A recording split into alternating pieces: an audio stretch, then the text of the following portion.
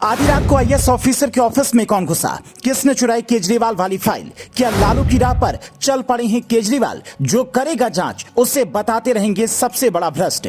CM आवास का renovation, talk to एके और सिसोदिया की सीक्रेट फाइल किसने गायब की? 15-16 मई की रात जब आप टीवी पर आईपीएल का लुत्फ उठा रहे थे, गुजरात टाइटंस और सनराइजर्स हैदराबाद का मुकाबला देख रहे थे, उधर केजरीवाल पर लगे आरोपों की जांच करे अधिकारी के घर चोर घुसाया था। चोर इतना शातिर था कि उसने पहले फाइलों पर लिखे नाम पढ़े, जिसमें केजरीवाल और सिसोदिया का नाम दिखा, उसे उठा ले गया।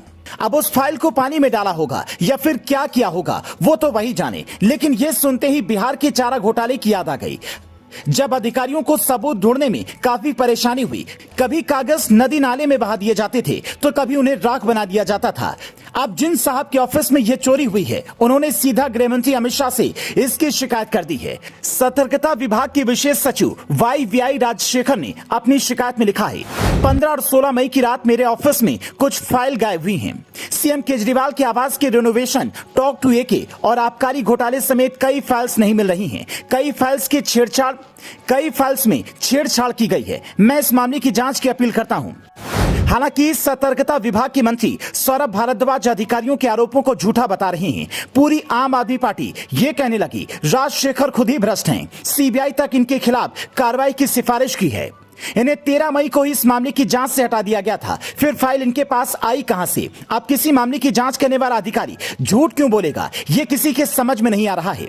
अगर केजरीवाल दोषी नहीं थे तो फिर जांच के बाद ये साफ हो ही जाता। फिर फाइल गायब होने से उस अधिकारी को क्या मिलेगा? जिन लोगों ने बिहार के चारा घोटाले का दौर देखा, उन्हें यह सुनकर 1997 की वो घटना याद आ रही है, जब दिन रात एक कर सीबीआई ने सबूत इकट्ठा किए। कोर्ट में 16 ट्रक दस्तावेज पेश किए गए। डोरंडा ट्रेजरी से अधिकतम 50,000 का बिल बनता था। ऐसे में 50 से कम कई फर्जी बिल बने। ये खेल करोड़ों का पहुंच गया, पर सीबीआई के हाथ कोई बहुत बड़ा सबूत नहीं लग रहा था। लालू यादव ये मानकर चल रहे थे कि चोरी नहीं पकड़ी जाएगी। वारंट जारी होने के बाद लालू यादव पद छोड़ चुके थे, लेकिन जेल जाने को तैयार नहीं थे। बिहार पुलिस भी उनकी गिरफ्तारी की कोशिश से बच रही थी। इसी बीच सीबीआई की तत्काल संयुक्त निदेशक UN विश्वास ने लालू की गिरफ्तारी के लिए सेना से मदद मांगी, पर सेना ने तत्काल मदद देने से इनकार कर दिया। आखिर 29 जुलाई 1997 को रैपिड एक्शन फोर्स ने लालू के आवास को घेर लिया। बाहर लालू के समर्थक उन्हें धमकी दे रहे थे और अंदर लालू निश्चिंत बैठे थे। पर जैसे ही सेना की तैनाती की चर्चा दोबारा शुरू हुई, लालू ने अगले ही दिन बाहर आकर सीबीआई कोर्ट में सरेंडर कर दिया।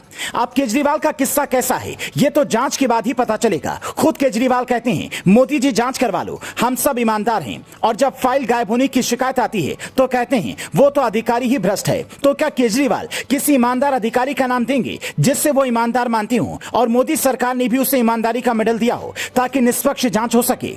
क्योंकि आरोप चाहे छोटे हो या फिर बड़े, जांच के बाद ही साफ होते हैं। जनता से वोट लेना, सरकार बनाना अलग बात है, अपनी छवि साफ सुथरी रखना अलग बात। क्या केजरीवाल ये बात नहीं जानते कि जिस ईमानदारी का ढोल पीट कर वो सत्ता में आए, उसी ईमानदारी की साख पर 2 मंत्रियों ने बट्टा लगा दिया, और अगर उनकी भी गलती हुई तो जेल जाना पड़ सकता है। पूरा किस्सा सुनने के बाद आपको क्या लगता है? केजरीवाल की कहानी बिहार के लालू यादव की तरह है, जिसमें अधिकारियों को सबूत ढूंढने में मशक्कत करनी पड़ रही है, या फिर केजरीवाल पाक साफ हैं? सारे आरोप सियासी हैं, किसी पार्टी के समर्थक के तौर पर नहीं, बल्कि देश के नागरिक के तौर पर। आप अपनी कमेंट कर अपनी राय दें। Bureau report, news flash.